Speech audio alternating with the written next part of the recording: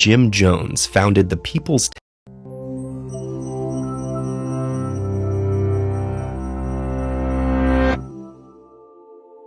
When Reverend Jim Jones founded the People's Temple in 1955, few could have imagined its horrifying end. This progressive religious movement rose in popularity and gained support from some of San Francisco's most prominent politicians. But in 1977, amidst revelations of brainwashing and abuse, Jones moved with several hundred followers to establish the commune of Jonestown in Guyana. Billed as a utopian paradise, the colony was more like a prison camp. And when a congressional delegation arrived to investigate its conditions, Jones executed his final plan. On November 18, 1978, 909 men, women, and children died after being forced to drink poisoned Flavor Aid.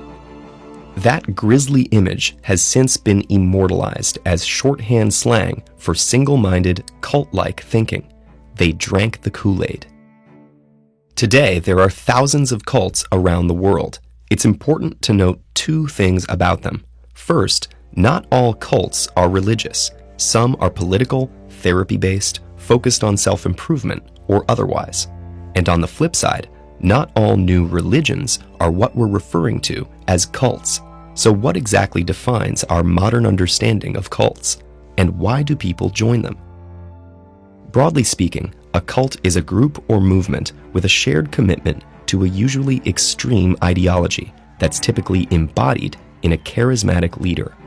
And while few turn out as deadly as Jonestown or Heaven's Gate, which ended in a mass suicide of 39 people in 1997, most cults share some basic characteristics. A typical cult requires a high level of commitment from its members and maintains a strict hierarchy, separating unsuspecting supporters and recruits from the inner workings. It claims to provide answers to life's biggest questions through its doctrine, along with the required recipe for change that shapes a new member into a true believer. And most importantly, it uses both formal and informal systems of influence and control to keep members obedient, with little tolerance for internal disagreement or external scrutiny.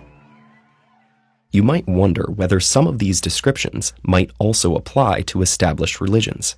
In fact, the word cultus originally described people who cultivated the worship of certain gods by performing rituals and maintaining temples. But in time, it came to mean excessive devotion. Many religions began as cults, but integrated into the fabric of the larger society as they grew. A modern cult, by contrast, separates its members from others. Rather than providing guidelines for members to live better lives, a cult seeks to directly control them, from personal and family relationships to financial assets and living arrangements.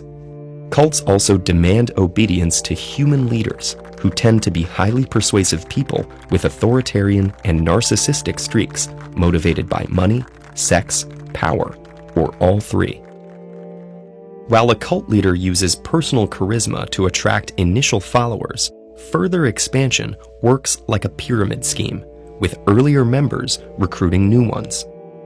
Cults are skilled at knowing whom to target, often focusing on those new to an area, or who have recently undergone some personal or professional loss. Loneliness and a desire for meaning make one susceptible to friendly people offering community. The recruitment process can be subtle, sometimes taking months to establish a relationship. In fact, more than 2/3 of cult members are recruited by a friend, family member, or coworker, whose invitations are harder to refuse. Once in the cult, members are subjected to multiple forms of indoctrination.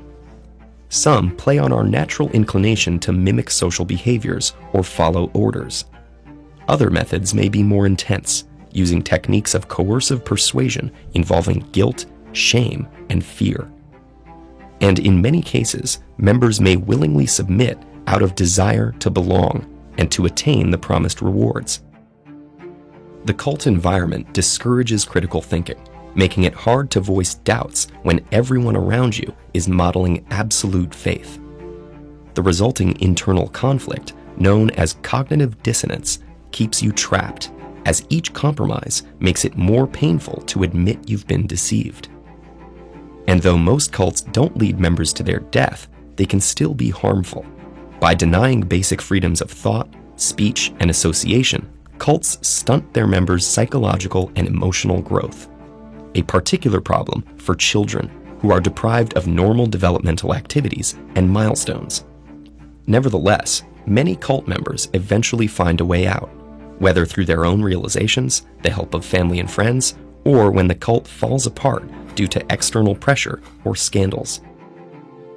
Many cults may be hard to identify, and for some, their beliefs, no matter how strange, are protected under religious freedom.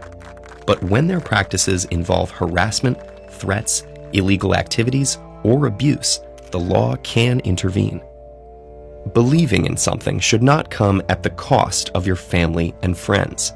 And if someone tells you to sacrifice your relationships or morality for the greater good, they're most likely exploiting you for their own.